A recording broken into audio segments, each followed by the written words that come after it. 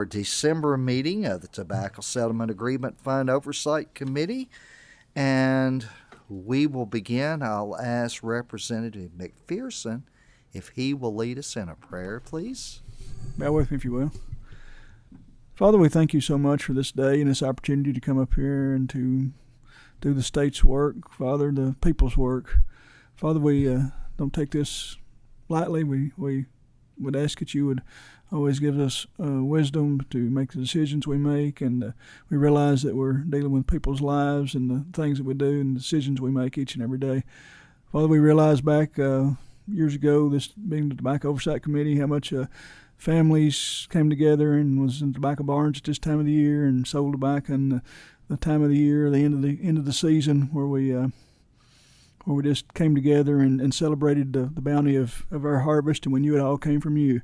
Father, let us never forget where it comes from, and Father, the reason for the seasons that we have and the reason for the Christmas season is your Son, Jesus Christ, that came and died for our sins, and help us to always remember and be blessed each and every day that we were able to get up and walk on the face of this earth. These things we ask in your Son, Jesus Christ, and we pray. Amen. Ask everyone to rise and join us in the pledge, please. I pledge allegiance to the flag of the United States of America and to the republic for which it stands, one nation, under God, indivisible, with liberty and justice for all.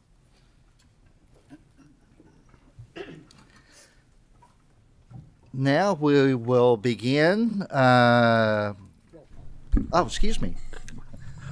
call, please. Ask the clerk to call the roll. Senator Rocky Adams, Senator Boswell, Senator Deneen, Senator Harper Angel, Senator Webb, Representative Brown, Representative King, Present. Representative McPherson, Here. Representative Pratt, Here. Representative Rorks, Here. Co-Chair Mays Bledsoe, and Co-Chair Dossett. Present. We will now move to approval of minutes for our November minutes. May I have a motion? We have a motion and a second. All those in favor? No opposed? Minutes pass. Now we'll move on to our presentations and ask my good friend, the Executive Director of our Kentucky Office of Ag Policy, Brandon Reed, have you introduce yourselves and go right ahead. Absolutely. Thank you, Mr. Chairman. Brandon Reed with KOAP. We got Mr. Bill McCloskey with us and Miss Hannah Johnson with us from KOAP. And I just want to wish everybody a Merry Christmas. And I know y'all are excited for about next week. And then y'all have a session starting just in a couple of weeks. I know all y'all are excited about that. So I just want to congratulate everybody. I know a lot of you all on this committee has gotten new positions starting new year and with vice chairmanships and chairmanships. I know y'all are excited for that. I just want to take a couple of seconds. Congratulations, Chairman Dossett. I know you will be the new Ag Chair for the House. I know you are excited about that position, and I know you're stepping down from 8 years on the tobacco oversight as chairman. You've done a wonderful job. When we first got here, when I first started my term in 2017, you was the chairman, and we've done some great things together and under your leadership and guidance. I just want to congratulate you on your new position, but I know you have a fond memory and a fond spot in your heart for this committee, so congratulations. And Mr. Phil Pratt, we came in together in 2017, and we done all the damage we could, my friend. So. Yeah, but congratulations on your retirement from the General Assembly, and we came in on this committee together, and you have a wonderful 8-year tenure on this committee and saw a lot of good things through, and appreciate your friendship, your brotherhood throughout the years. I know I'm not sitting beside you anymore, I'm sitting in front of you, but I know you're looking forward to retirement and doing some great things with your family and your business and everything. Congratulations on your retirement and your service to this committee. Thank you. Absolutely. Well, we'll get started. We've had a busy November that we're reporting on. I just want to thank you all for having this December meeting. This will allow us, when we come back in front of you after session in April, we'll have only 3 months, maybe 4 months depending on when we come back, either 3 or 4 months to report on instead of 5. And I know that first meeting we have in the new year is always hectic and everything. We're trying to catch up on several months of activity from the Kentucky Office of Ag Policy, Ag Development Board, and Ag Finance Board, but at least we can get another month out of the way here with November. As you see, Commissioner Shell's been busy. There on your top left, he was speaking there at the Kentucky Agriculture Council there at the fairgrounds, and their report that they submitted. They will actually give their report to us and our Ag Development Board, which we help fund that study.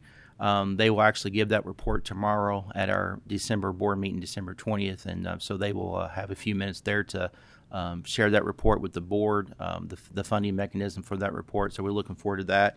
Down there on the bottom, Appalachian Regional Hospital.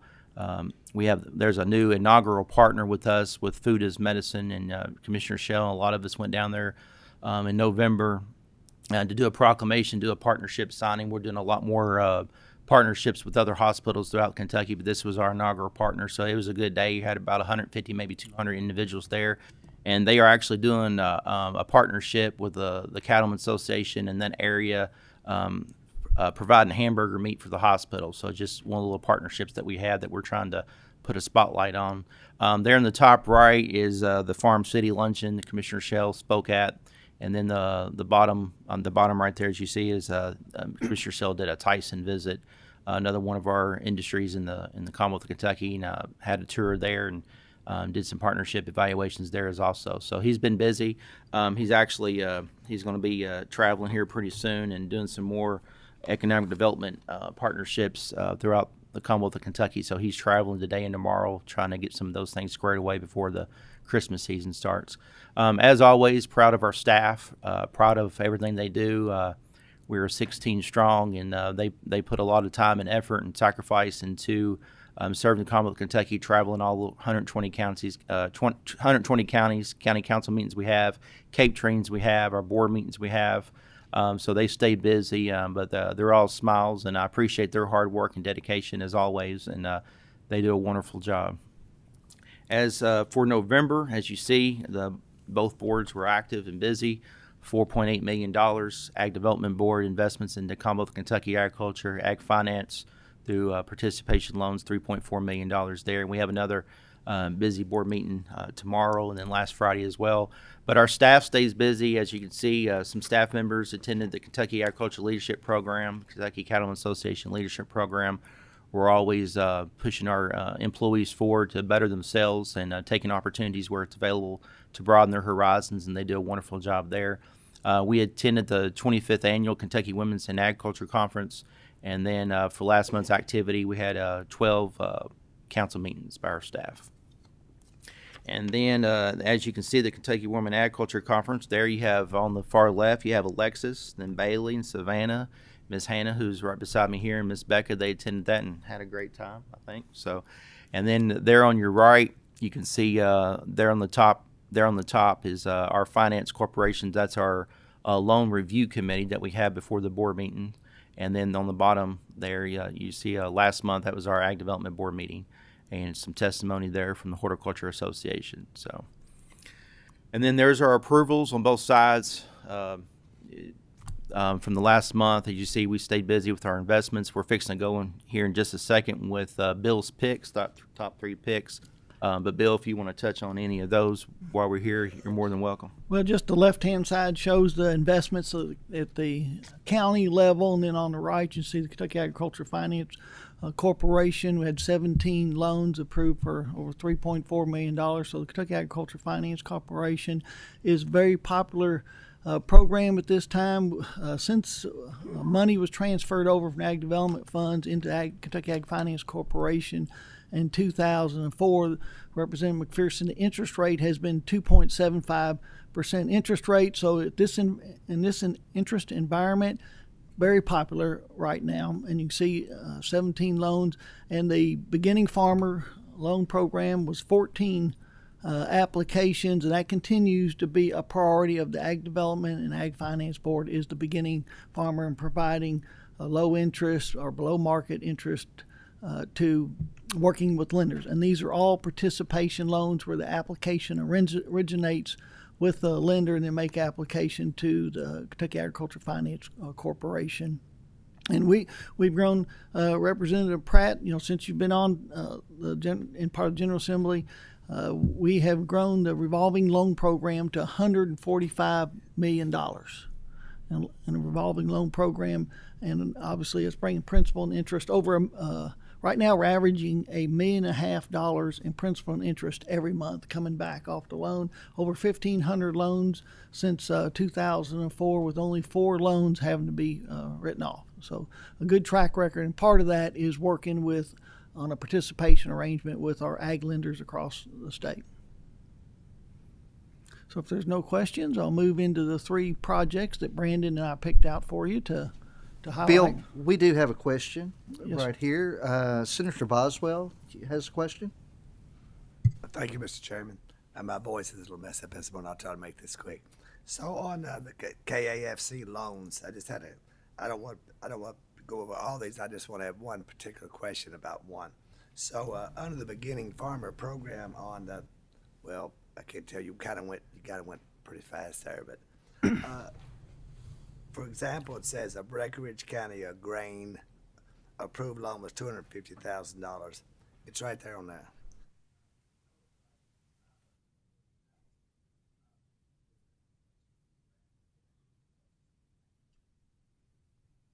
Yes, that can be purchase of land. We partner with the participation loan through the lending organization, that bank, up to $250,000. So theirs was a little bit more than over the half. So, but yes, you can. A lot of our individuals purchase land and things of that nature to move their farm forward.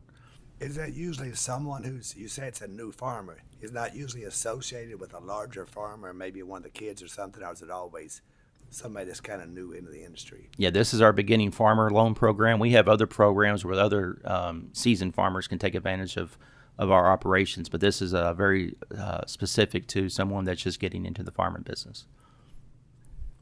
Just one other question. So the list of total projects here, like for example, the first one is $2,042,000, and I do think it's very important to know to the public that most of these projects continue to be property tax exempt. Or is that not correct? Well, I mean, they pay a reduced property tax with agriculture, yeah, but not Well, I know that, total but exemption. the question I'm asking is having to do with a large poultry project, for example. I know on the agriculture ground I own that there's a reduced property tax, but what's the status of these big projects? There probably some benefit, what I'm saying, to the state of Kentucky, to the tax base when you build a $2 million poultry house, but I'm not sure if they're taxed at the same percentage as a regular ag farm. I mean, they get the ag exemption, and then it's part of the same process. But the investment on our side is from the Ag Development Board and the finance corporation. So I mean, there's receipts that comes back to Commonwealth of Kentucky, which benefits everyone. But the farm itself falls right into the same category as the ag exemptions. All right, thank you. Yeah. Thank you. Go ahead. Okay, if you're ready, we've got the 3 projects we wanted to highlight as part of your package. So the first one is on page 11. It's the Kentucky Horticulture Council. They were approved for $2 million for 2 years of funding. As you can see in the application summary, this is going to provide technical assistance for horticulture production. That can be produce, small fruits, ornamentals. And when you think about our mission that the General Assembly has charged us with investing in ag development funds, to date over $750 million has been invested over the 24 years. It's about transitioning tobacco into other enterprises. And so this horticulture council helps to provide technical assistance for farmers that may be transitioning away from tobacco into vegetable production. Unlike tobacco, they probably had a history or family intergenerational transfer of information to grow tobacco, where if you're growing strawberries for the first year, probably nobody in the family is going to have experience in doing that. So this is where working with the University of Kentucky and the Horticulture Council with boots on the ground to help with that transition from growing tobacco to maybe strawberries. So they continue to be a very important part of growing our ag economy here. And when the General Assembly committed the Master Settlement Agreement funds with the mission of transitioning away from tobacco, our cash receipts, according to Dr. Will Snell, ag economist at UK, we're at $4 billion in cash receipts In 2000, 1 billion or 25% was tobacco. You fast forward now to 2024, cash receipts have doubled to over $8 billion, and tobacco is less than 3% of the ag economy as part of that pie chart. So I think, Representative Pratt, as you leave the General Assembly, I think you've got to be proud about the investment we made, $750 million as part of this transition to grow the cash receipts to $8 billion. And the Horticulture Council is an important part of a different type of approach versus the beef network. Representative King, which you're familiar with, most of our tobacco producers had cattle, and the beef network, which is also boots on the ground, is helping with cattle producers improve their cattle operations, which I think we have. This is totally different in where you're having to help farmers establish horticulture production. So that's where this organization comes in, to helping with that transition. The next project we have is page 12, so it's Keeneland Sustainability.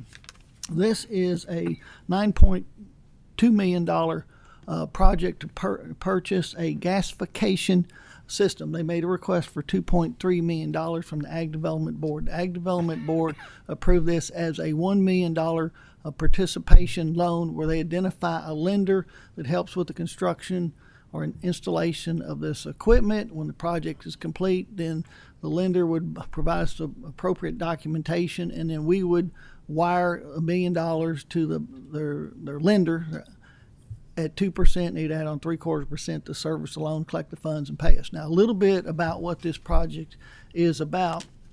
Currently, Keeneland has to sell their muck and transport it out of state to mushroom farms in Tennessee.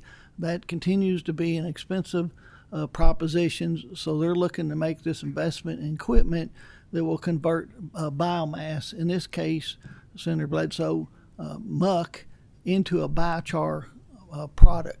And they do that through a gasification system where they heat up to 350 degrees with very little oxygen as part of the process to get a pelleted product considered a carbon or biochar product. Some of the research indicates that this will increase, it'd be considered a soil amendment, not a fertilizer, but it would increase or improve the soil fertility, and a couple of reasons. It would attach to the nitrogen as part of the fertilizer, make it more efficient and increase the yield, as well as help with water retention in the soil. So those are some of the benefits.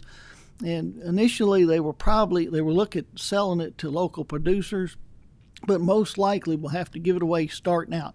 But we've learned through this application process that the USDA Natural Resource Conservation Service does provide funding or financial incentives to help them purchase this product as a way to increase their soil fertility. So it'll be interesting to see how this project moves forward. But the Ag Development Board's into it for $1 million as a participation loan.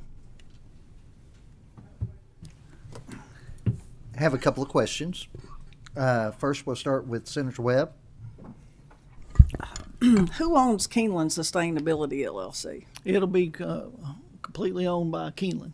It's a separate entity under the Keeneland. Well, I mean, I know operation. it's a separate entity because it's got a corporate designation, a different name, but I was just wondering who owned it. And with their cost savings in transportation, I mean, could they not sell? I'm all for the concept, don't get me wrong, and I'm all for, I know, for the horse industry overall, but I'm just wondering, why they need our participation. Well, the request was for a grant, and that's one of the reasons the board did this as a loan. They'll have to pay back. Yeah, the board wanted to do a loan, and Keeneland's putting a lot of money into it themselves, but they wanted, because this will help a lot of farmers across Kentucky, they thought it'd be a good way for the board to diversify their portfolio with the horse industry. A lot of times the board's looking for other ways to diversify how they help individuals out. This is a good way to help the horse industry, but at the same time help a lot of farmers in Kentucky. But Keeneland's putting a lot of money into themselves, and the good thing about this is, the money is coming back it's coming back to our coffers, so they're going to be paying it back. So we're really not out anything. Well, I think that's a lot more prudent than Yep. asking for a grant. But I just I thought that was probably the case, but I just wanted to make sure. So I think that's okay. But I do have a follow up. Do we have any denials? Did we have any denials of projects that the board reviewed and denied because they're not Oh, yeah. evidenced in our packet?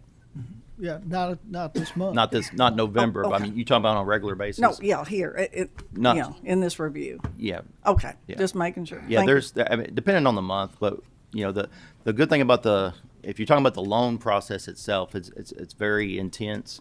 The board, the finance corporation, when they look at the loans and everything, there might be a few situations where they'll make a denial. On the ag development board side, it's a little bit different scenario, but yeah, there's several denials that Bill and we get phone calls all the time, so we have to answer for the board's decisions. So yeah, I was just curious. Thank you, Mr. Chairman. yes, ma'am. Representative Pratt, did you have a question? Representative McPherson, I apologize. I don't know which one got most insulted there. So, has this ever been done? This carbonization of this muck, has it ever been done in the United States here before, in the world, or do we know it? I'm not aware of outside of Kentucky. I think it was the first attempt in Kentucky, but there must be some activity in this arena. Otherwise, there wouldn't be the USDA Natural Resource Conservation Service financial incentive program to incentivize or help pay for the cost of biocarbon or biochar type projects. So, Yeah. because there's been some significant research in it based on publications from the Natural Resource Conservation Service. If I may. Sure. So I wish that all state agencies was run as well as this one has been over the last 24 years. So, I think we boots on the ground when we first started. Kind of mapped out, like you say, diversification of agriculture, and kind of held true to that, and loaning money to first-time farmers and to expansion of farmers and all these things is very important, and I appreciate the job you do. So, Representative McPherson, I will touch base on that. Thank you so much for the compliment. 2 reasons, I think, that is the reality. I just want to remind everyone, next year we will have our silver anniversary. So we'll have our 25th anniversary of the Ag Development Board. We're excited about that. We're looking forward. We're going to be doing a couple of things. You all will be involved in that, and hopefully y'all participate and come and join us in some of the things that we're doing. But the original House Bill 611, everything that went into to preparing that bill, to making that bill come to fruition. Senator Webb, thank you so much for your leadership and guidance when House Bill 611 was adopted into statute. That setup is we travel a lot of different places. Bill here, he's the incoming president, the National Association of States with Financial obligations. They're always, I guess, envious, of our program that we have in place. That goes back to the General Assembly's foresight back in the year 2000 and everything they put in place. All the credit goes to the Commonwealth of Kentucky, the General Assembly, and everything they put in place. But this man to my right, he's been there every step of the way. I think he was hired. That was, that came into existence in 2000. They put everything together. I think your first day was in 2001. Yes. So Bill right here has been at the forefront of all these decisions that the board has made over the years, and just the compliance that goes behind it, the implementation that goes behind it, the phone calls that goes behind it, the miles traveled. Thank you for your compliment, but a lot of the credit goes to this man right here. So we appreciate him. And I know you all appreciate them, but the Commonwealth of Kentucky, I think, this is a true legacy that has been put in place on behalf of the General Assembly and the office itself. So, thank you. Appreciate it. Well, I know we can't rest on our laurels, right? So we got to keep moving forward. It's always an honor to come here and present. Sometimes it's a humbling experience as well. So, and it all makes it worthwhile when Senator Webb says this is not only a national model, but this is an international model, right? Senator Webb, so we appreciate your support. So we'll wrap up with One more question here, Yes, sir. Bill. I apologize. Senator Boswell. Thank you, Mr. Chairman. Thank you, Mr. Chairman. So my question is this, I think this has been a very unusual year, and my district being fairly rural, there was a lot of concerns this year. I had a lot of calls about people about the smell of various products being put on farm ground. Mm-hmm. I think it did have a lot to do with the weather conditions. But is this product, has it this product been used to put on farmland, and what is the result? Is it fairly Based on, smelly? I don't think it's got a offensive smell to it, and there has been research on it that it does increase fertility of the soils I mentioned earlier. It would be considered a soil amendment, not a fertilizer. It wouldn't meet the specs of being able to do that. So, And during the board meeting, they passed around a sample of it. It was before it went to the pellet stage. Yeah. You really can't notice. I mean, nothing out of the ordinary. Of course, I guess my nose is a little bit different. I'll be living on a farm, but they said when it goes to the pellet stage, it's even less than what was in the jar. So, Thank you. Yeah. all right. So our last project is on page 15. It's Jingleheimer Ranch and Gardens LLC. This may be the first for-profit application we received out of Letcher County. So this is a couple that have a 20-acre farm in Letcher County, and they've marketed some of their products to different various farmers markets, and they're carving out a niche of making a sourdough product out of their kitchen, and right now they would like to expand more on a commercial basis by buying a building and additional equipment to operate a commercial bakery. The Ag Development Board approved this with county money matched by state money up to half the project, with matching dollars in the form of either additional grants or a loan from participating lenders. To date, they have been able to secure $20,000 in county funds, which will make them eligible for $20,000 in state funds for this project. Do we have any other questions? Yes, Senator Boswell. On this particular project, how much investment did the Jingleheimer Ranch, how much did they actually put into the project? They will most likely have to secure a loan and provide collateral for the loan. So in that respect, they'll have a vested interest in the project being successful. Okay, but according to these numbers right here, I'm just asking the question I'm having to do with this total loan project is $179,000. And I believe those numbers add up to $179,000. So Yeah, I don't see in these numbers where the producer or the owner. It's down at the bottom. It's that $89,000 figure. They're going to secure that loan. That's their part. Yeah. Yes, and thank you. That and I did have one other question. I'm sorry you got hit me again about. There was a couple here about what we're involved in helping veterinarians, which I'm all for, but it has to do with purchasing of new vehicles. So what happens to those vehicles? I'm not sure how long of a term we're talking about. I understand about the need for veterans to have the equipment, all that. No problem there. So if we're involved in a project like this and we help to purchase a new vehicle for a veterinarian, Yeah. and so is there limitations on, what happens to that vehicle? To say that he used it for 5 years, then what becomes of the vehicle? We will have a lien on that vehicle. They have to maintain ownership of it for at least 5 years. Yes. At the end of 5 years, then their obligation to this program is over. And so if they were to sell it before that 5 years, then they'll have to pay some of it back on a prorated basis. And then, Senator, we also do compliance checkups with all our individuals with them scenarios. We do compliance every year on that to check up on them. Thank you. And they have to fill out reports and report back to us. Excuse me, Brandon. I saw on our loans that went through, there was one that went to a dairy there in Tree County. Are we seeing a pickup in the number of dairies? I know in the last 20 years we've seen a drastic drop there within Christian and Tree counties in that surrounding area. Are we beginning to see some new dairies come in? Chairman Dossett, not really. I mean, not comparative to what we're used to growing up. I mean, there's every once in a while we'll see an application coming through.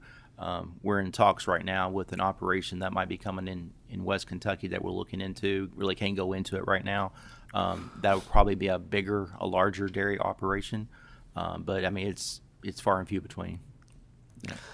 Thank you. And that, like I said, I saw that on there. I was hoping we might see that that industry pick up a little bit there within our farms. As I said, I know over the last 20 years, in the mid 90s, we had many there within Christian County, and most all of those are gone now. So, do we have any other questions? Yes, Representative McPherson. So, do y'all know anything about the fertilizer plant going in Hopkinsville that was announced the other day? Have y'all been? Do we know of it? Well, I mean, have y'all been asked to participate in anything? Or No, we have not. It's all due. So, just hope it helps the Well, area. no, we learned of it when the press release came out Okay. from the. Okay. I just didn't know if From y'all the had executive any branch. participation in it or not. So, okay. We would like to participate in those conversations, but we was not asked to participate. Okay. Thank you. Any other questions? Bill, Brandon, thank you very much. I want to thank you for what you said, for your comments about me. I've enjoyed serving here as co-chair of this committee. It has been enjoyable. It has enlightened me with the things that we have done to help agriculture. Bill you're 100% right, Brandon. Bill is fantastic with what he does there. I know before becoming chair, I'd served on this committee, and he's always been helpful to me on questions. So, Bill, compliments to you as well for all that you do. Brandon, you've got a great staff. I sure all do. That I've we met. we are blessed, and I'm proud of them, and proud of you all. We couldn't do this without you all. You know, there's a process that we go through, and this is the last part of the process. And you know, just these funds are just I mean, it's a treasure for the Commonwealth of Kentucky. You all know that. But this process that we have in place, that's been put in place, is what makes it so beneficial to all our farmers and operations. So we have a board meeting tomorrow. Y'all more than welcome to attend. I think we're having. We had a good lunch if y'all want to stay, and so we have a lot of applications. We'll start at 9 o'clock and go from there. But thank you all so much, and again, congratulations, Merry Christmas to you all, and Representative Pratt. It's an honor to serve with you, and I appreciate you. Absolutely, thank you. Now we will have our next guest come to the desk. We have Jason Chaney from the University. Oh, Chesney, I'm so sorry. I apologize. If you're like me, you've been called worse, haven't you? Jason Chesney from the University of Louisville, and Mark Evers, who's with the University of Kentucky, and have them come up and introduce yourselves, please, and you can go right into your presentation. Give me one of those too. Good morning. Thank you so much for giving us the opportunity to talk today. It's really an honor to be in front of this committee, and I have to say that the funding we get from the Tobacco Master Settlement Agreement, it makes up about literally 10% of my budget, my academic budget at the University of Louisville. And my name's Jason Chesney. I'm the director and chief administrative officer, and I'm going to do my best to keep this under 15 minutes because I know you all have busy days in front of you. I was in Iceland in August, and I watched this whale and took a picture. It was the third breach that I got the picture, and this was a 40-ton whale. And I thought to myself at the time, if this whale could get out of the water like that, why can't we cure cancer? You know, I mean, it's just an incredible feat of nature for this to happen.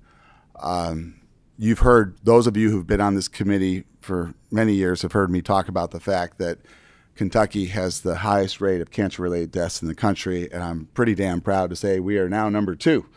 Finally, Mississippi etched us out. Mississippi's number 1, Kentucky's number 2. You can see North Carolina there is not that far from us. They're number 17, and down there in Florida, they're number 37. And so I just want to put this into perspective. This is a list of the first 25 states in the United States. And there we are. We have 177 deaths per 100,000. Totals about 10,300 per year. This is all, prorated, right? We do it per 100,000 to figure out the death rate. Last night at 11:10 p.m., I got a text from Nathan Smith, whose wife, Mary Grace Smith, passed away, and he said Mary's gone to heaven. And she was 43 with a 12-year-old, an 8-year-old, and a 4-year-old. And so I think we can do better than this. I know that Mark thinks the same. We're number 2 in the country. I did the math on the way over here. If we had 40 more deaths, if we had 10,340, we'd be number 1. That's how close we are to being number 1. And there's a pretty dramatic drop that happens, as you can see in those first 25 states. It gets worse in the next 25 states, down to New York. That's where I trained, down to 122, and which shocks me because they drink and they smoke in New York, but they have a lot of healthcare resources. There were, I think, 6 NCI designated cancer centers in Manhattan when I was training there. So the population gets treated well. I want to go back to this. This is the total in state funding that we get. Dr. Evers and I get $4.4 million. 3.1 comes from this committee, and about 1.2 to 1.3 comes from a tobacco excise tax. And I went to dinner with the director at University of Pittsburgh about 2 months ago, Bob Ferris, great guy. And he told me in confidence, because it was before October, that he was moving to UNC. And I said, Bob, why are you leaving Pittsburgh to go to UNC? And he said, well, the state only gives us $28 million, and UNC gets 60. And I think I can do a better job with 60 than I can with 28. That's exactly what he said to me. And so he's moved over to UNC. You can see that they're doing a lot better when it comes to their death rate than Kentucky is. So what's the impact? We talked, COVID was on the news every day, right? So last 5 years, there were 19,000 deaths from COVID. The last 5 years, there were over 50,000 from cancer. It's over 10,000 a year.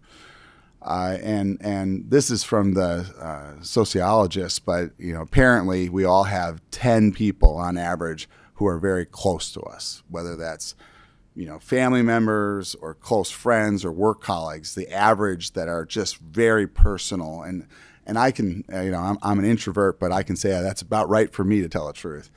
And so if 10,000 people die in Kentucky this year, which is what's going to happen, 100,000 Kentuckians are going to be affected very personally, very husbands, wives, children, parents, etc. The American Cancer Society says, and they've put the data out there, that cancer is the leading cause of premature death in every country in the world right now. They have put together numbers based on U.S. statistics, and this is extrapolated off of that with our 10,000 deaths. The productivity losses from these early deaths is over $3 billion in Kentucky. The healthcare costs are almost $3 billion. It adds up. In my opinion, many Kentuckians are needlessly dying of cancer throughout the state. They don't have access to good care. There's only 2 academic cancer centers, and we're just under 5 million in population in a pretty big state. And a lot of people don't have the gas money to drive to Lexington or Louisville. And that's impacting a lot of Kentuckians. And we're currently spending $8.8 million in total to tackle a $5.8 billion problem. That's leading, and I know everyone up there knows someone who's got cancer. I know everybody up there. 1 in 2 men get it, and 1 in 3 women get it. So what are we doing about it? Cancer screenings. That's the big. The bill says this is for cancer research and screenings. So last year we did 2,200 lung cancer screenings and 1,700 the year before. So we're going up on it. Colon, we did 1,200. Colonoscopies and mammograms, 3,200, over 5,000 educational events. We're using the money we get from the state that we're very appreciative of to leverage it with philanthropy. $5.3 million in philanthropy and $26 million in extramural grant funding, most of which is coming from federal grants from the NIH and from large national foundations. We have multidisciplinary clinics. That's where we bring in a radiation oncologist, a medical oncologist, a surgical oncologist who all work together around one particular type of cancer. we're opening up more and more clinical trials. That's the only way we're going to get the death rate down, is with clinical trials. I mean, that's the key at this stage. And then we're educating the next generation of oncologists, nurses, and cancer researchers. And with support from the state, we're going to build a new Center for Rural Cancer Education and Research that's going to be focused on southern, central, western Kentucky. I'm leaving Dr. Evers up to the west Appalachia, but on our side, on the western side, we're focusing. We're going to build a new center there. We got an appropriation from the state last year that some of you may be aware of that allowed us to do that. This is what it's going to look like. It's going to be in Bullitt County. Why Bullitt County? Why wouldn't we put it down in Bowling Green or Paducah? I can't get my doctors to drive that far. That's the problem.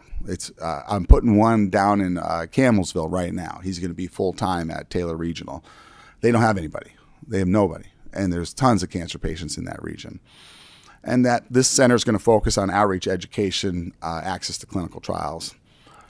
This is from a year ago now, but each number in each one of those counties indicates an individual patient encounter that came to the Brown Cancer Center. And you can see that with the exception, I think, of Mason County and Robertson that year, we had patients coming from every county in the state coming to Louisville.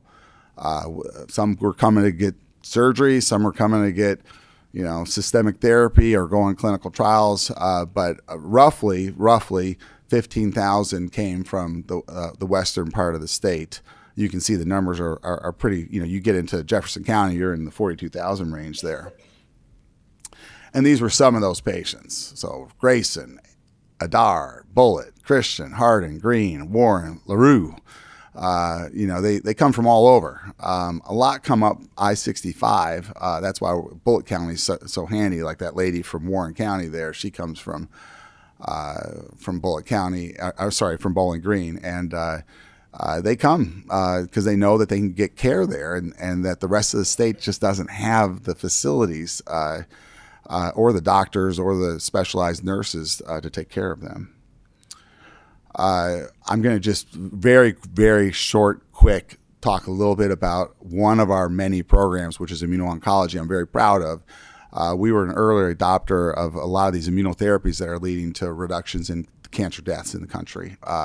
It started with interleukin-2, but then it went to a drug called ipilimumab.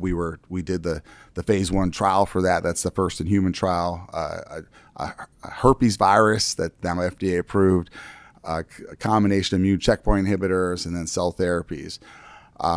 We've gotten 6 FDA approvals that were where the Brown Cancer Center was the lead center. We're the only COBRA center for cancer immunology and immunotherapy in the country right now. And we just got FDA approval in February for TILs for melanoma, but we're testing it now in lung, endometrial, head and neck, cervical cancer, and we're doing genetically engineered TILs. And TILs are cells that we isolate. They're immune cells we isolate from the patient's tumor, and now we're genetically engineering them. It's a pretty simple process. We get someone like this, a surgeon, to cut out a piece of tumor. We isolate the T cells, which are the immune cells that fight cancer, and then we expand them and put them back in the patient. And what's great about it is you can genetically engineer them once they're outside, so you can really optimize the cells. You can make them better, basically. And we just finished this trial. We were the lead center. My name's right there as the first author that shows it was 153 patients. These were patients who were going home to die with hospice. They had to have had all the FDA-approved options, and there was nothing else for them. And we have a significant percentage of patients who are long-term survivors now, 31%, 1/3. This is called a Sankey plot. I don't know if Dr. Evers has ever seen one of these. This was the first one I had ever seen, but each one of those columns there is a line of treatment. And you can see, and then all the little gray lines are individual patients and how many treatments they had. The farthest one out on the far right of the slide got 10 treatments prior to getting 9 prior to getting the cell therapy. So these are heavily pretreated patients. And despite that, they had significant responses. This is called a waterfall plot. What you're looking at are columns of individual patients and their tumor mass, and you can see that the vast majority of the patients had their tumors shrink. And this was all developed and tested, and in Louisville, right here in Kentucky, using funds from the Tobacco Master Settlement. They were very durable. This is called a swimmer's plot. Durable response, meaning during the trial, it was over years. There were very few adverse events. It all happened when we were giving them the treatment, and then after that, they did fine. And we were the lead site. It was FDA approved just this year. It's now, that's the press release down below where they cited our work. And we're very pleased that we're having patients coming from all over the country to Louisville, Kentucky to get treated with this life-saving therapy. This is a lady from Nashville I bring up a lot because she was one of my first patients, and she called MD Anderson, and they said, "We can't treat you. You're too old." She was 73. And so she called me, and I said, "Well, come on up and let's check your lungs and heart out." And it turned out she had better heart and lungs than I did. And so we treated her. She's now 77 years old and doing great. I do a telehealth with her from Nashville. I know she's not a Kentuckian, but it's a pretty special comment that she made when she said she looks out over the farm and it's beautiful and feels blessed to be alive today. And that Rottweiler sticks his nose in front of the camera every time I have a telehealth with her. A second example I want to bring up, because I have my colleague, Dr. Evers, here. This lady was we worked together a lot on clinical trials and institutional care, and this is a great example of that. This was a lady who went to UK and had a mucosal melanoma in the trial, and she was treated with all the standard care at UK, and they sent her over to us for this cell therapy.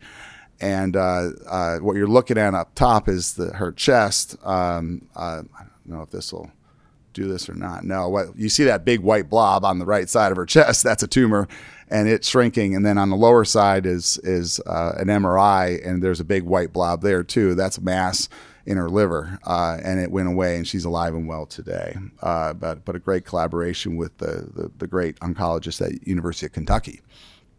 And then this therapy doesn't just work in melanoma. We're testing it in all sorts of types of cancer. And this was a lady who was told, there was not much left to do. She had brain metastases. She had gotten the frontline therapy for lung cancer, and there was her lung cancer, and we gave her the therapy, and the tumor went away. I can't take credit for that spleen you're looking at on the lower right or lower left panel there. That was Mike Eggers.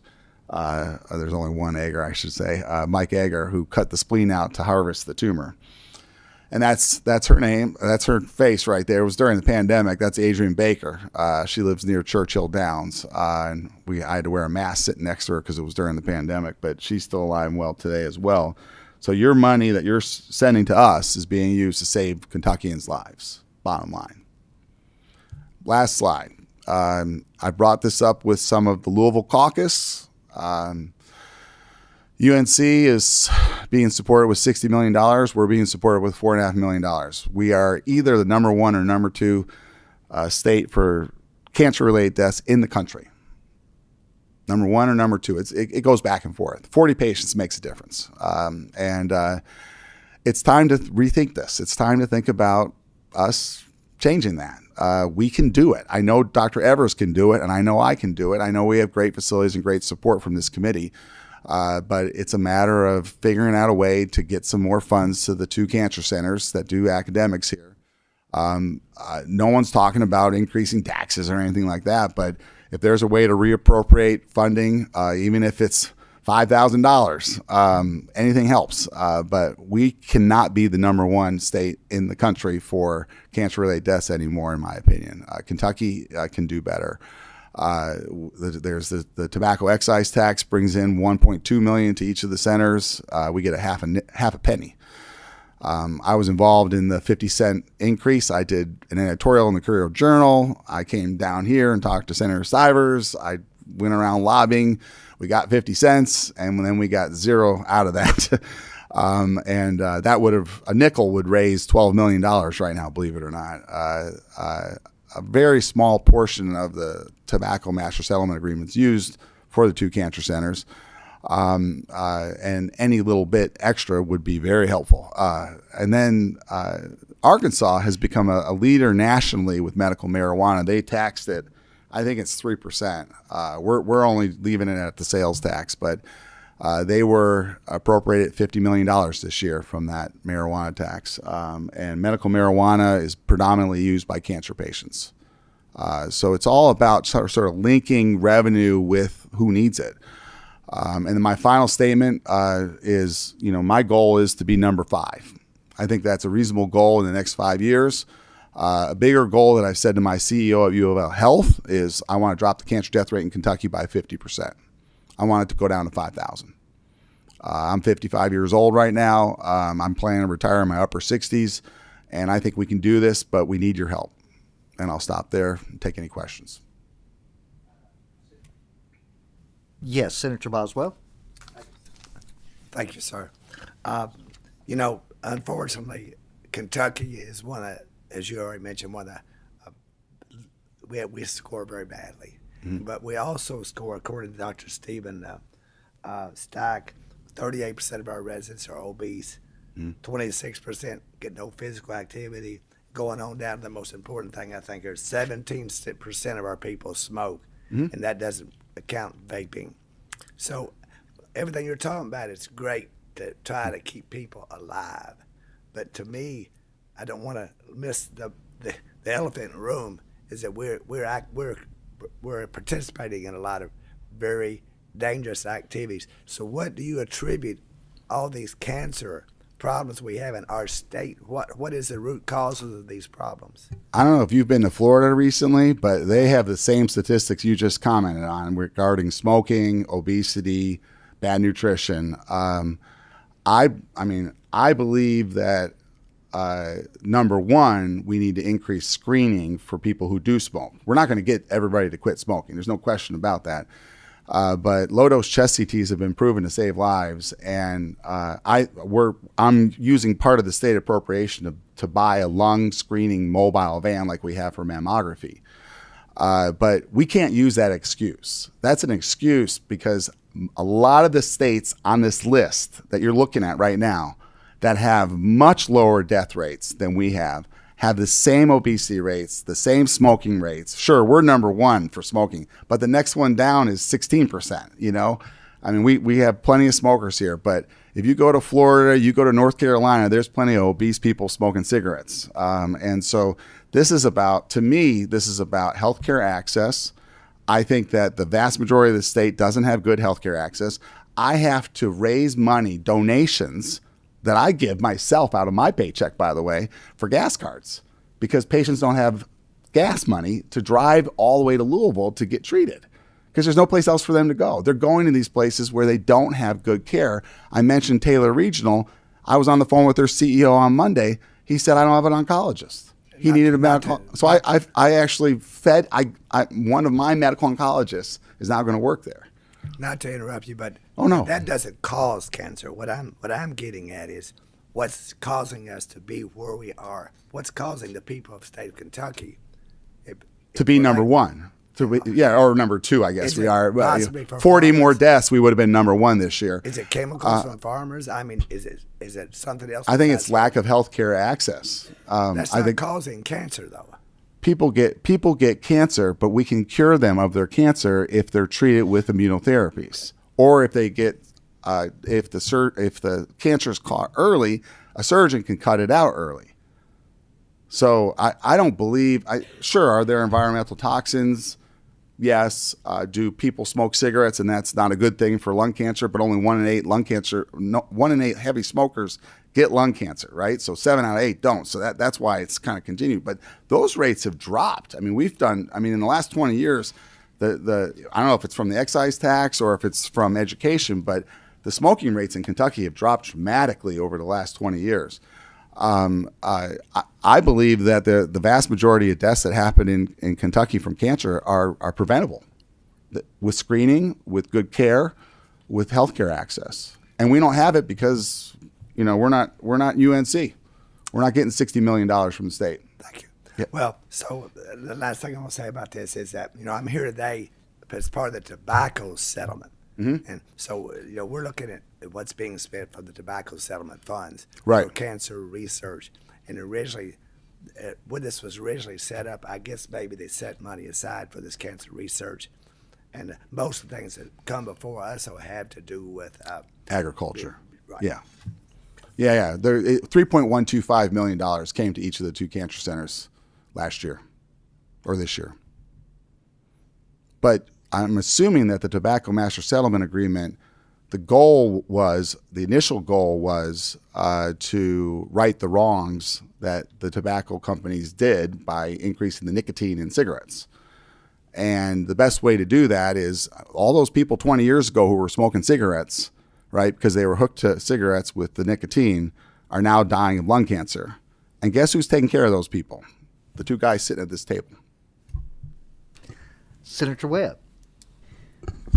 Thank you. When you mentioned medical cannabis, what's the nexus between medical cannabis and cancer rates, or just cannabis in general? Then, the medical cannabis takes other forms, but as far as ingestion, smoking, vaping of cannabis, Can you make the case, because you mentioned that cannabis. The impact of cannabis on the cancer situation, is it close to tobacco? Is it worse? I think that's the kind of thing that we would need to know if we explore any options along those lines. I mean, what I'm advocating for is what Arkansas did, and the vast majority of medical marijuana is given in gummy form. So there's no increased risk of developing lung cancer. But there's still COPD. a lot of people that are smoking it and vaping it. Absolutely. Let's talk about that impact. Yeah, I mean they have an increased risk of developing lung cancer is the presumption. There have been multiple studies that have looked at that question, and they've been very controversial. It must have to do with the fact that there's a big difference between smoking 20 cigarettes in a day versus smoking 1 joint in a day. And so when we talk about medical marijuana, the vast majority of medical marijuana is gummies. Yes. Where there's no risk of COPD, heart disease, lung cancer, all those things. And I can tell you that a lot of my patients benefit from medical marijuana. Most of them go until now, or I guess in January, have been going out of state to get it. But what happened in Arkansas was they said, well, we want to improve access to health care. We know that medical marijuana is going to result in mostly cancer patients using it. Why not throw a tax on it? And it generated way more money than they thought it would, to tell the truth. I have one more. And every year I bring this up to you guys, probably get tired of hearing it, but vaping. Vaping is a problem. We I agree. Don't know what's in. From the Chemicals federal government on and, down, it's hard to ascertain where it's coming from, who's at the gas station, who's making it, what's in it, and the impacts. And I think that's a big part of this cancer discussion. And I don't think we talk about it enough. But I think there's certainly a lot of adverse impacts on vaping products, and a lot of those people that were smoking are now vaping. Right. And sometimes I think could be worse. Yeah, the bronchial epithelial cells and the alveolar epithelial cells that are in your lungs, where you're breathing in stuff right now, right? So what worse thing could you possibly do to your body than breathing chemicals through a vaping cigarette that has nicotine in it? I don't know. Apparently the nicotine is not causing a lot of the problems, but some of the preservatives that they use are, and marijuana is one of the worst. That's where we've seen the worst lung problems with marijuana vaping. Thank you. Thank you, Mr. Chairman. Yeah. Continue. You can continue. I'm done. Dr. Evers, I'm going to switch seats. Okay. Yeah, we'll switch seats here. Okay. Okay. Yeah. Dr. Chesney, Yes, sir. you'll be able to stay at the table because we may have some questions. Okay. Please. I wasn't going anywhere. Please help me. I'm computer challenged.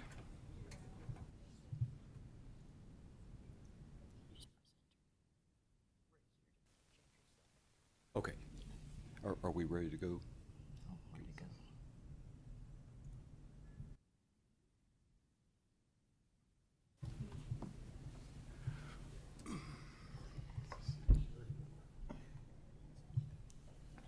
It was just there. Is that the PowerPoint there? Yeah, that's it. I don't know where this.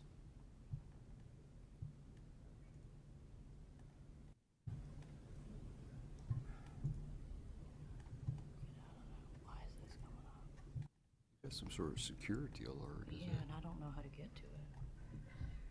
Okay.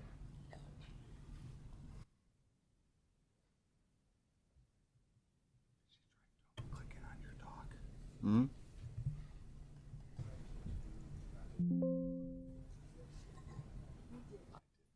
Put it on Trojan horse. That's wild. We can't even access that. Well, this is crazy. Where's that even coming? Is it on the tower computer?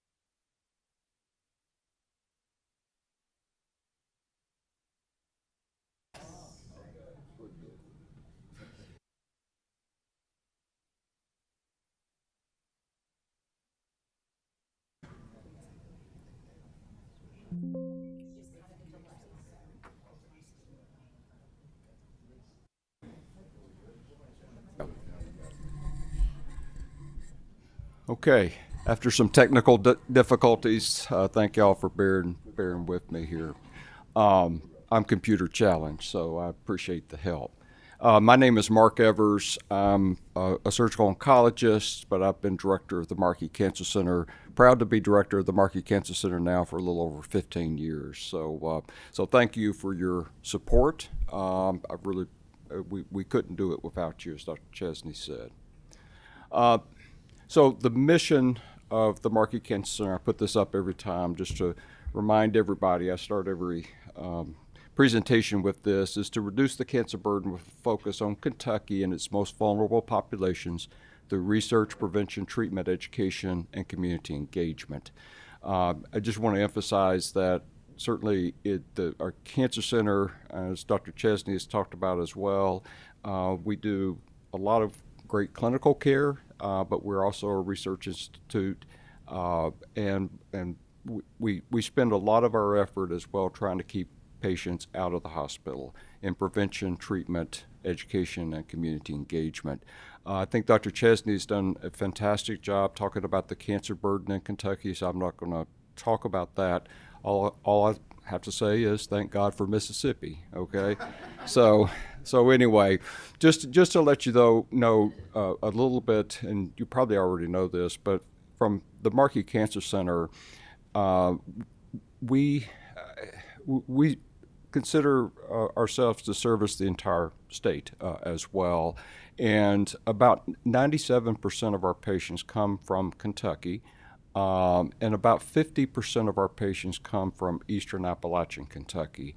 And as Dr. Chesney has mentioned with some of the problems of cancer burden in Kentucky, it is the worst in that eastern Appalachian population. So again, that represents a good portion of the patients that we treat on a daily basis at the Markey Cancer Center.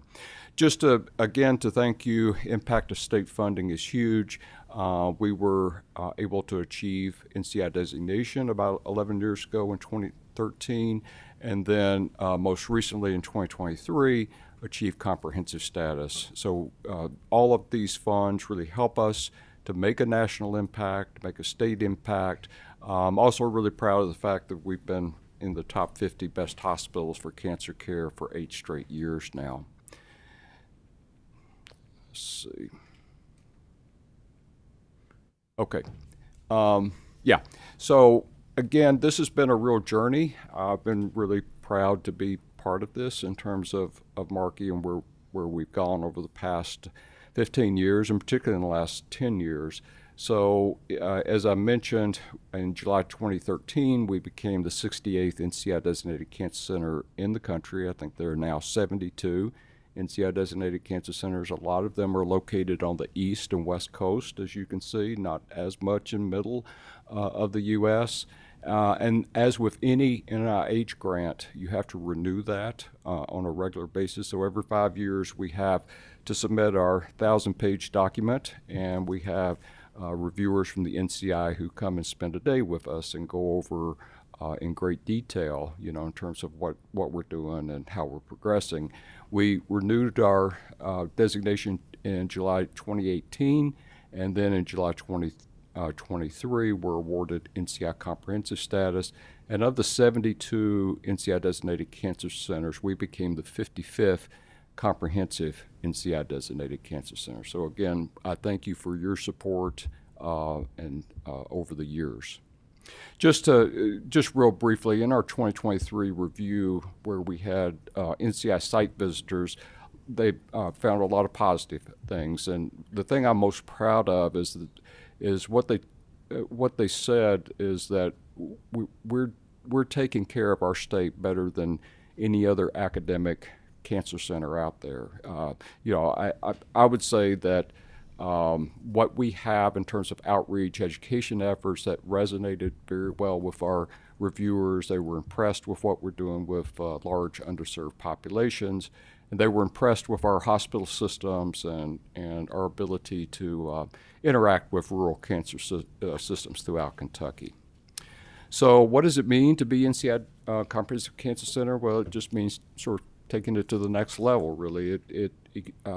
We receive some additional funding, which equates to more research, more cancer screening, prevention, more clinical trials.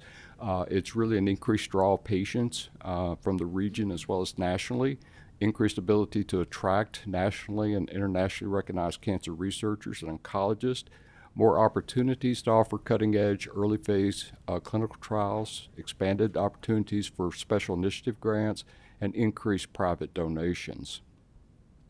So what has it meant to Kentucky in terms of NCI designation? Well, if you look at, we have, and I'm going to talk just very briefly about our affiliate network, but we currently have 20 affiliate hospitals throughout the state, from far eastern Kentucky and Hazard, Kentucky, all the way to Paducah, Kentucky. And if you look at what we do at Markey and our affiliate hospitals, we care for about 38% of all new cancer cases in Kentucky. We see patients from all 120 counties.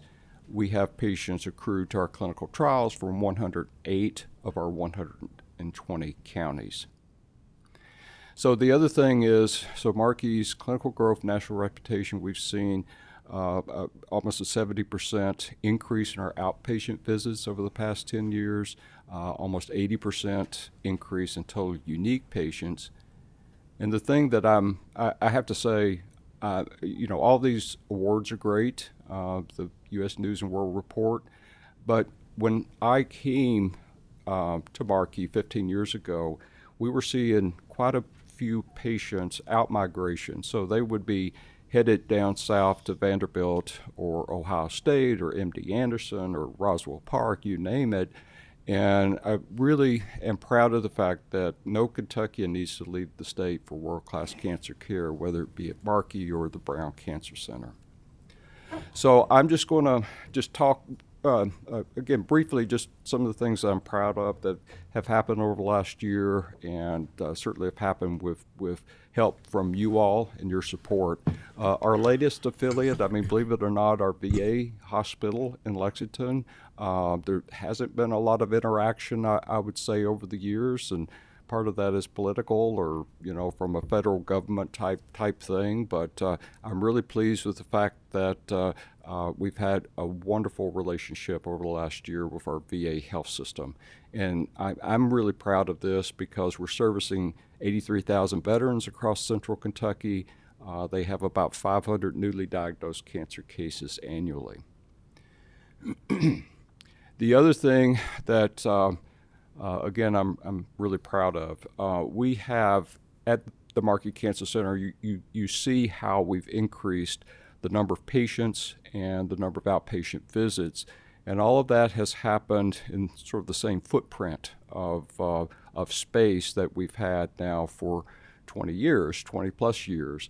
But we have a new cancer advanced ambulatory care building that is going up now. It is going to be fabulous. It will be over 500,000 square feet. We'll have all cancer services co-located in one building.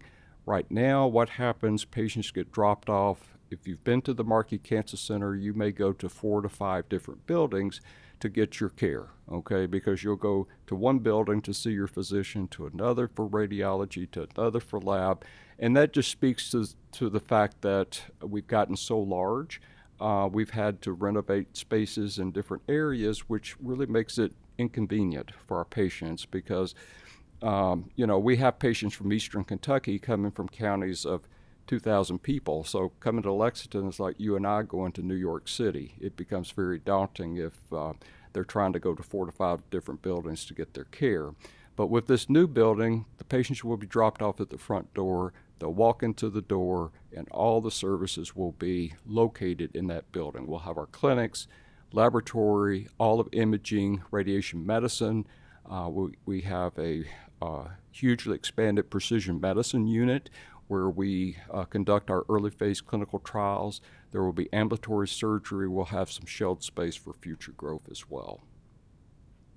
So some impact that I'd like to talk about just very briefly of the state cancer prevention and research funding to Markey. Support from you all has provided critical funding for cancer screenings throughout the state. We use a portion of the funds to help with new recruitment and retention of our cancer investigators.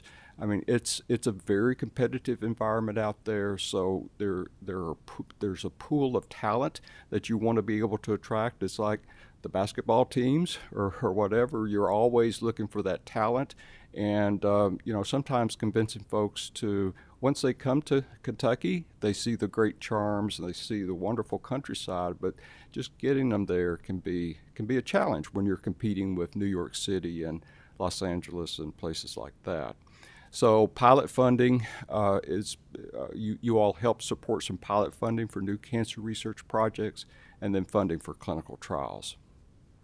So as part of the recruitment, I'm really happy to say that we just recruited just an outstanding internationally recognized tobacco control researcher by the name of Graham Warren. Graham is a Kentucky native. He got his bachelor's degree at WKU, MD and PhD from UK, but has been at Roswell Park. He's currently at the Medical University of South Carolina, but he truly is an international expert in addressing tobacco use by cancer patients at the institutional, state, regional, national, and economic level. He contributed to sections of the 2014 and 2020 Surgeon General report on adverse effects of smoking on cancer treatment outcomes, and he's pioneered a number of approaches to address tobacco use by cancer patients. So Graham will be coming on board in March, and again, we're very, very pleased to have him join us. The other thing, so just another couple of programs that I will just briefly mention. So this is a program I'm really proud of. As chair of the Commission on Cancer for the American College of Surgeons, Dr. Tim Mullett led a national initiative to increase the frequency of in which newly diagnosed cancer patients are asked about their smoking and advised to quit. This effort addresses really a long-standing practice gap that is critically important since smoking reduces cancer treatment and lowers survival rates. And Dr. Jessica Burr, shown here as well, led the analysis of the Just Ask initiative, which culminated in a recent high-impact publication in the Journal of Clinical Oncology that showed how participation was associated with an increase in cancer centers' ask rate and delivery of quit advice. The results of a follow-up project that focuses on delivery of cessation assistance are forthcoming. We're also happy to report that we recently became one of only 7 tobacco centers of regulatory science in the country. This is a program funded jointly by the FDA, NCI, and other NIH institutes. This critical grant support will provide over $19 million to investigate the effects of FDA regulatory actions on tobacco product use in Appalachian rural communities. The Markey team will leverage existing partnerships in 2 communities in eastern Kentucky and establish a cohort of 2,000 adults for innovative research projects that examine differences in tobacco marketing, purchasing, and use. So using data from our Kentucky Cancer Registry, we recently assessed our impact on lung cancer diagnosis and mortality in Kentucky.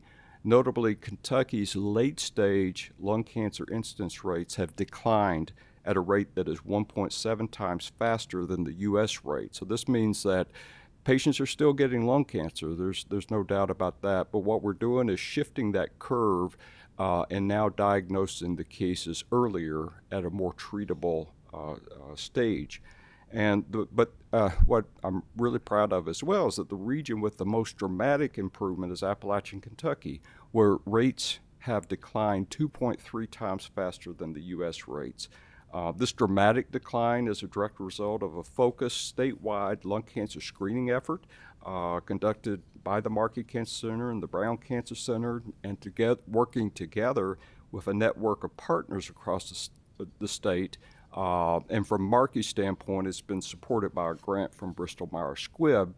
But investigators and their Kentucky lead study team have performed over 10,000 lung screens since 2014. Kentucky now ranks 2nd in the U.S. for lung cancer screening. We're right behind Massachusetts, which is quite an accomplishment, I think. And we're the only state with a high lung cancer burden to also achieve a high screening rate. I would next like to just briefly highlight the great work that Dr. Crystal Coos and her team of collaborative investigators are doing. Kentucky has one of the highest incidence rates in the nation of oropharyngeal cancers mediated by the human papillomavirus, it's abbreviated HPV. Treatment-related morbidity is high, and currently there are no methods for early detection. So funded by an American Cancer Society grant, Dr. Coos and her team are leading the first large study to evaluate the HPV-16 biomarker for early detection. And among the more than 2,000 participants enrolled to date, the team has found a prevalence of oral HPV-16 3 times higher than national estimates.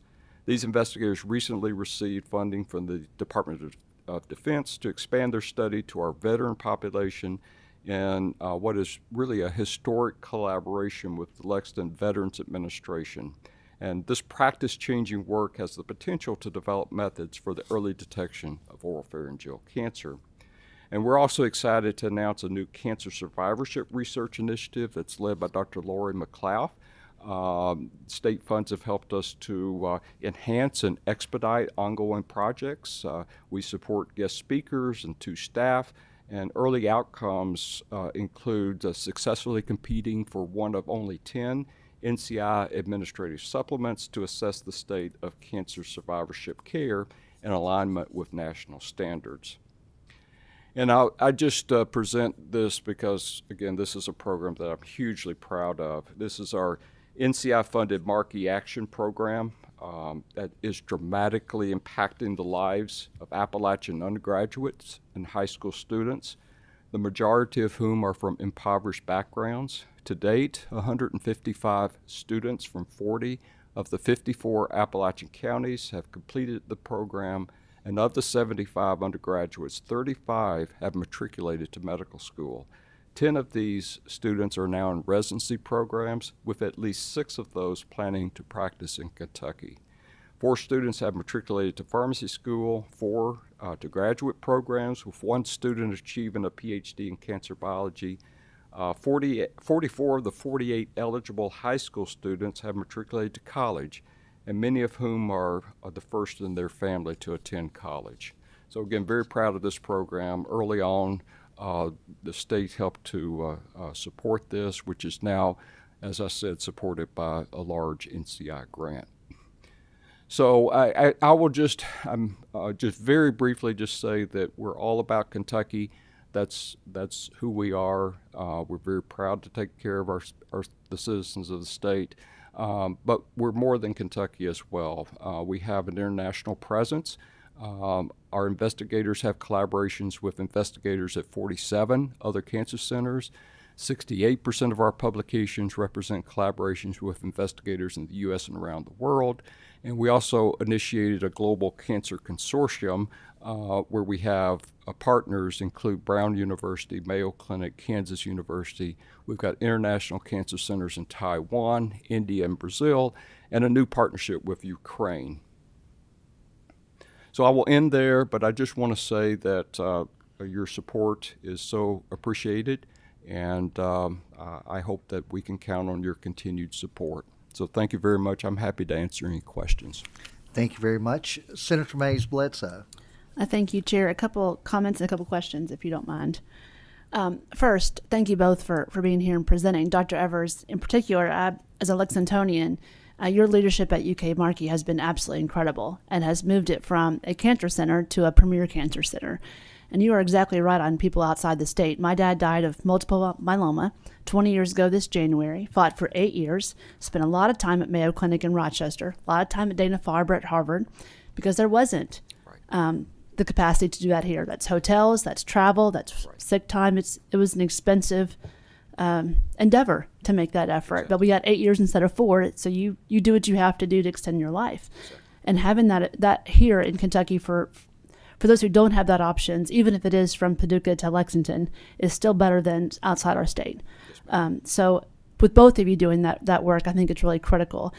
He often used to say, we're just staying alive until the next research breakthrough, which is exactly what you're trying to do, right, with research. It is what we're getting better, especially now with the different tools that we have with data and with particularly AI, those kinds of things, to see some trends. There are some opportunities and hope, I think, in some of those spaces to cure cancers. My dad did not drink, did not smoke. He didn't even dance, Senator Boswell. So it happens, and there is a prevalent in our state. I did want to mention a couple of things on the budget. And we do give $1 million a year to UK for ovarian cancer screening. There's a $2 million allocation for pediatric cancer, which is not in this budget, but we do that out of general funds. There's about $500,000 for colon cancer, $500, I believe, for lung cancer. And so I guess part of my conversation is, as accessibility is a driving force, we're making progress on the beginnings of cancer for lung, for screenings. My father-in-law was one who had that screening, didn't think anything was wrong, caught it very early, was able to have it taken out, and is fine 3 years later. Would not have happened if he had not had that early screening in lung. So I'm a firm believer in doing it.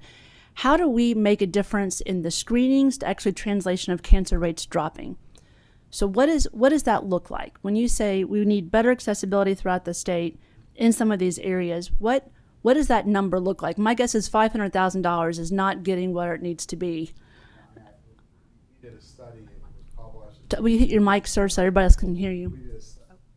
The button. No, you have to hit the little. button. Yeah. The one that says push. Yeah, we did one of our fellows did the study. It made national press, believe it or not. But less than 10% of heavy smokers get screened here in Kentucky. That's the problem. It's pretty simple. And so we've got, we did 2,000, screenings last year. Probably with the population that's smoking in our catchment area, we should have done 20,000. That's why one thing that we're definitely going to do is buy a mobile van and stick a low dose chest CT in it to do screenings across the state, and like we're doing with mammography. If there's one thing if you said to me, what's the one thing that you can do, Jason, that will reduce the cancer death rate, I would tell you it would be low dose chest CT screening for heavy smokers, because that's where the money is. It's about 100 out of the 600,000 that die in the country per year. About 150 are dying of lung cancer. 150,000. So that's low hanging fruit. The smokers also get bladder cancer. They also get head and neck cancer that Dr. Evers was talking about. It certainly is a driver for our high death rate. But I still think that this is a rural state for the most part.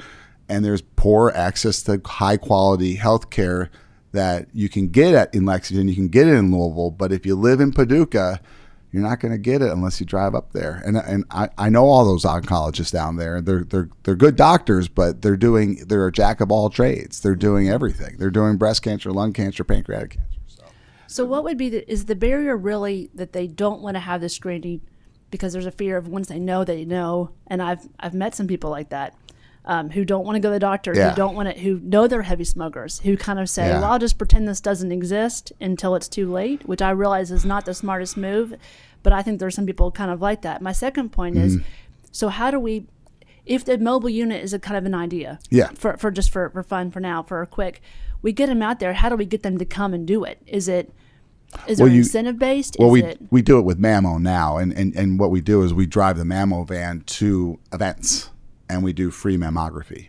And people show up? And people come on, get on there. I think one of the biggest problems that I think you're referring to is probably going to be related to the primary care doctors and then making it part of like, okay, I do vaccinations, right? I check cholesterol, I check blood pressure. Oh, do you smoke? You smoke. Oh, well, you need a low dose chest CT, and it should be done once a year. That's going to help a lot. So a lot of that, like our new rural Center for Cancer Education and research is going to be focused on education and getting out into the public.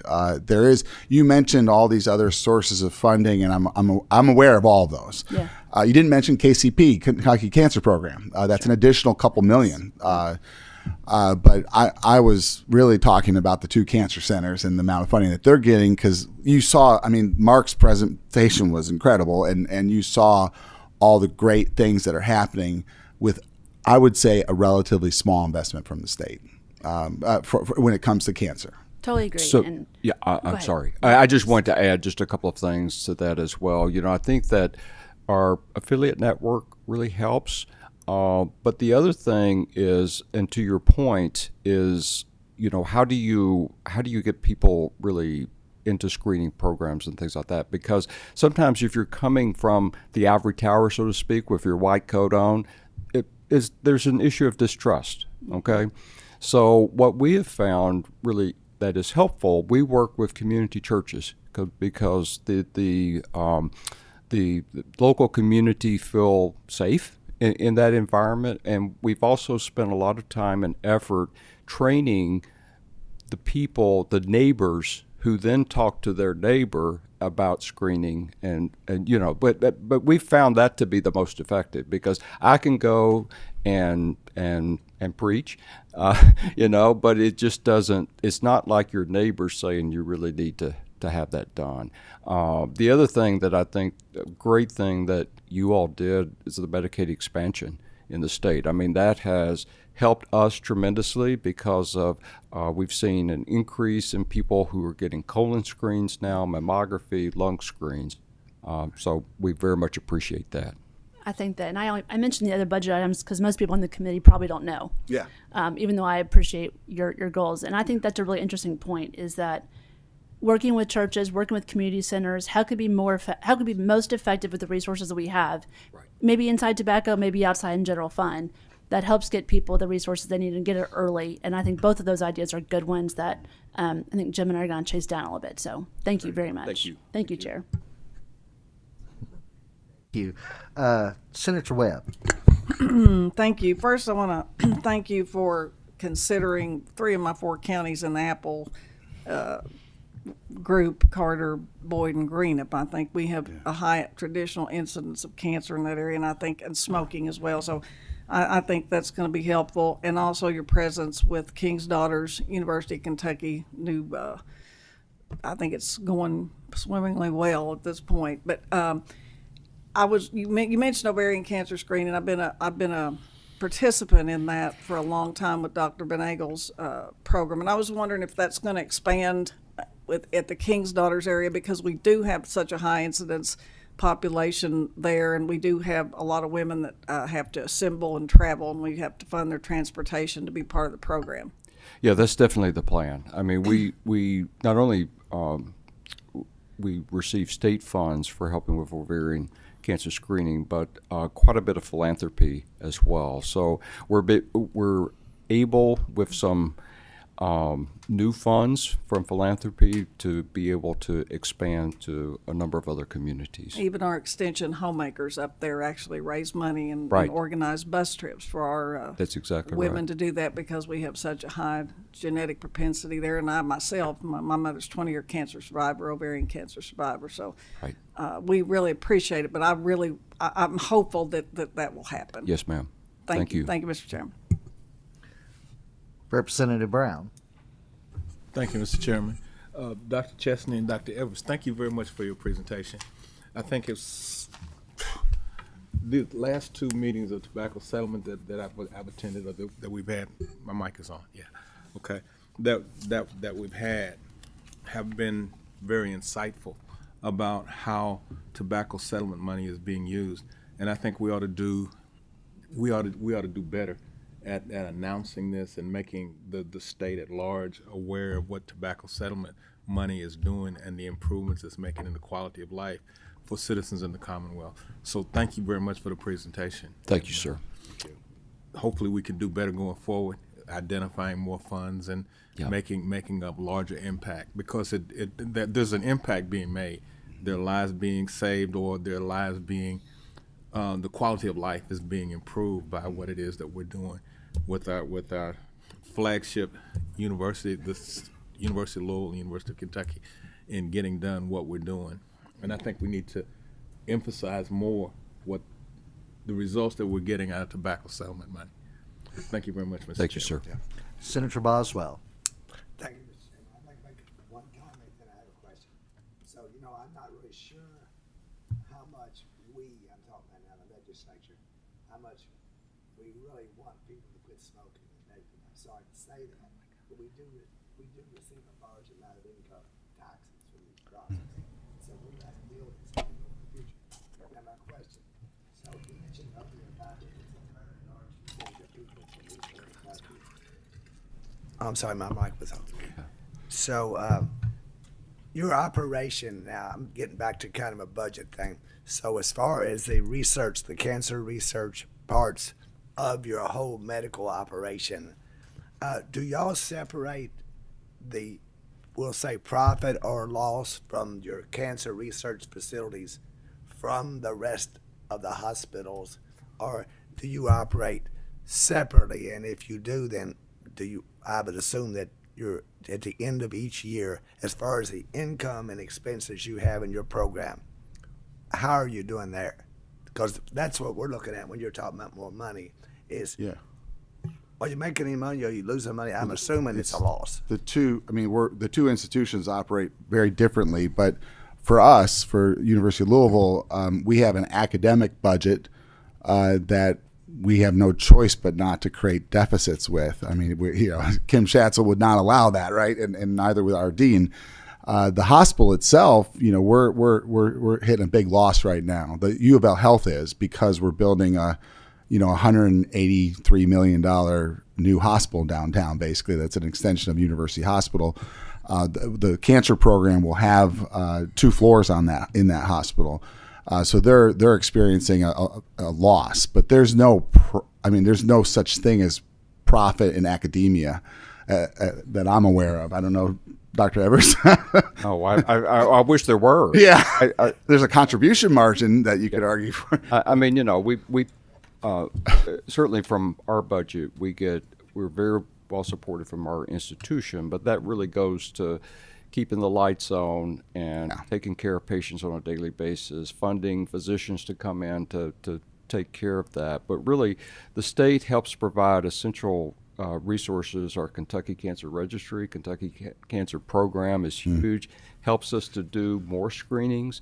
And I would say philanthropy as well has increased. And that, as I tell people, that allows us to really fulfill our dreams, so to speak, because I feel sometimes the other support helps us to stay sort of status quo, so to speak. But being able, that philanthropic support really helps us to jumpstart our dreams in terms of where we see a vision in terms of health care and cancer care in the future.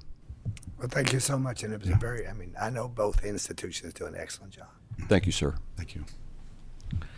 Do we have any other questions? Dr. Chesney and Dr. Evers, I know your presentation is one we wish we didn't have to receive every year. I know you would both be a lot happier being somewhere on a beach. Absolutely. Absolutely. But it's compliments to you and your staff at both facilities and at all the facilities across the Commonwealth, because as you mentioned, each of us probably know, and I can think right now of 10 individuals at home currently that are battling Cancer. Right. And what was asked you, I know both your medical facilities are struggling just like all of our medical facilities across the entire Commonwealth, across the entire United States, due to what you're able to have returned to you from unpayments. It means a lot to know that the money that comes through from this that we oversee, we wish we could double, triple, quadruple the amount that you receive. And I'm sure as we move forward, we will continue to look at ways to help. But you and all of your staff are appreciated because you impact so many lives across this entire Commonwealth. Thank you, sir. I will comment as well, because I really feel that I've been in this business now for 30 plus years. And it was, to your point about, it would be great if we were on a beach and not, cancer was totally wiped out. But the great progress that has been made over the past 5 to 10 years, I'm the most optimistic that I have been in 30 years. Oh. We're talking about some cancers now cures for some, which disease. Which 20 years ago, I'd go to work sometimes and it would be depressing. It still is at times, but it's just seeing the changes that have been made and the advances, it really has me optimistic for the future. So thank you. Please take back to your entire staffs that from every member of this committee and of our staff, we say thank you and thank each of them for what they do in helping our friends, our families, and sometimes ourselves. You're appreciated. Thank you, sir. Thank you. With that being said, we're about to draw to a close of this December meeting. I do want to say thank you to Senator Mays Bledsoe for serving with me as co-chair of this committee. She came in and took the place of someone who we all thought the world of and who lost his battle to cancer, late Senator C.B. Emery. But I want to say thank you to Senator Bledsoe, and do you have a comment? Just to say thank you. You have led this committee for 8 years and been a remarkable advocate for Kentucky's farmers and for the tobacco and for the best use of those tobacco funds. And I think you've done a phenomenal job. And I know we are very grateful to our staff who've assisted you, but your leadership has been fantastic, and I'm excited to have you over in Ags. Thank you, sir. Thank you very much. And with this being my final meeting that I will chair of this committee, I want to say a special thank you to our staff. You are greatly appreciated for all that you do. For each of us as members and for each of us as we have freshman members come in, let always remind each of us, all of the new members, all of us, how important our staff is, how important our legislative aides are, because we're only as good as the individuals we have working here who make us look like $1 million. So thank you. And to our members, it has been an honor serving with you. We've all developed friendships, and as legislators, we all communicate with each other, which is something I wish every legislator across this entire United States, whether they're serving on a local, state, or a federal level, understood that those communications and building those bonds and friendships, no matter which party you might be affiliated with, you build those bonds, because in the end, you're all working to benefit your people at home that you represent. So with that, I want to say thank you to our committee members. And if we have no other business, may I have a motion